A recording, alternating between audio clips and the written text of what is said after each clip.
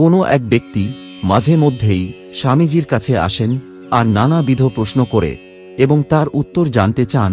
স্বামীজিও তার সব প্রশ্নের উত্তরও দেন এবং তার প্রতিকার কি তাও তাকে বুঝিয়ে বলেন।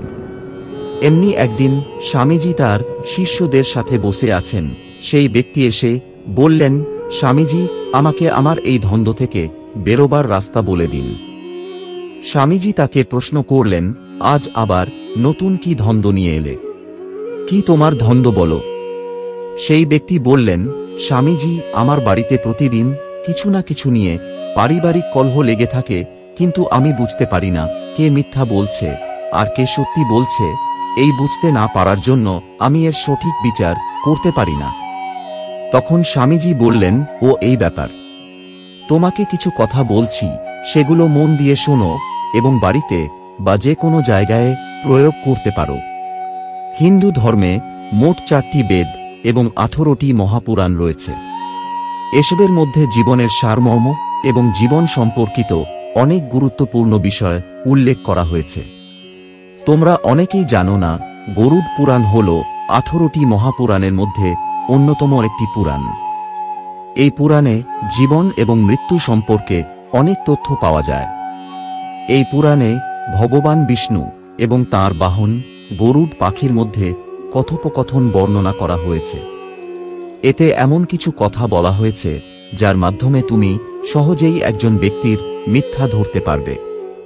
বিশেষ করে তোমার সম্পর্কে কেউ মিথ্যে বলছে কিনা, কিংবা মিথ্যে বলে তোমার কাছে ভালো সাজার ভান করেন, সবকিছুই কিভাবে ধরে ফেলবে তারও উল্লেখ রয়েছে এখানে।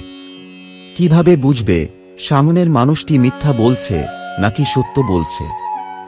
গরুড় পুরাণ অনুসারে কোনো ব্যক্তি যখন তোমার সঙ্গে কথা বলেন তখন তার চোখের দিকে তাকিয়ে অনুমান করা যায় যে সে সত্য বলছে নাকি মিথ্যা বলছে।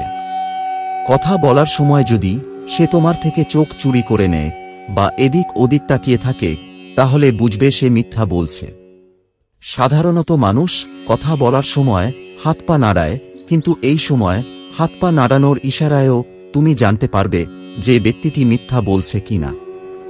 গরুড় পুরাণে বলা হয়েছে যে কেউ যখন মিথ্যা কথা বলেন বা জিনিস বিকৃত করেন, তখন তুমি তাকে তার শারীরিক ভাষা এবং ক্রোশপায়ে বসার মাধ্যমে ধরে ফেলতে পারো। একজন ব্যক্তির শারীরিক ভাষার মাধ্যমে অনেক গোপনীয়তা প্রকাশ করতে পারে। কেউ যদি তোমার সামনে কথা বলার সময় সিরিয়াস না হয় বা শুয়ে থাকেন, তাহলে তার কাঁধ কিছুটা ঝুঁকে পড়বে, সেই সঙ্গে বসে বসে পা নাড়াবে। যখন কোনো ব্যক্তি কারো কাছ থেকে কিছু লুকিয়ে রাখে বা মিথ্যা কথা বলেন, তখন তার কণ্ঠে ব্যাঘাত ঘটে। কথা বলার সময় সে তোতলাতে থাকে। এমন পরিস্থিতিতে তুমি সহজেই তার মিথ্যাচার ধরতে পারবে। যে ব্যক্তি মিথ্যা কথা বলছেন তার শারীরিক চালচলনেও পরিবর্তন দেখা যায়। সে তার মিথ্যে আড়াল করার জন্য ধীরে ধীরে ইচ্ছাকৃতভাবে কথা বলে, যাতে তার মিথ্যা কথা বলতে গিয়ে আতঙ্কে ধরা না পড়ে।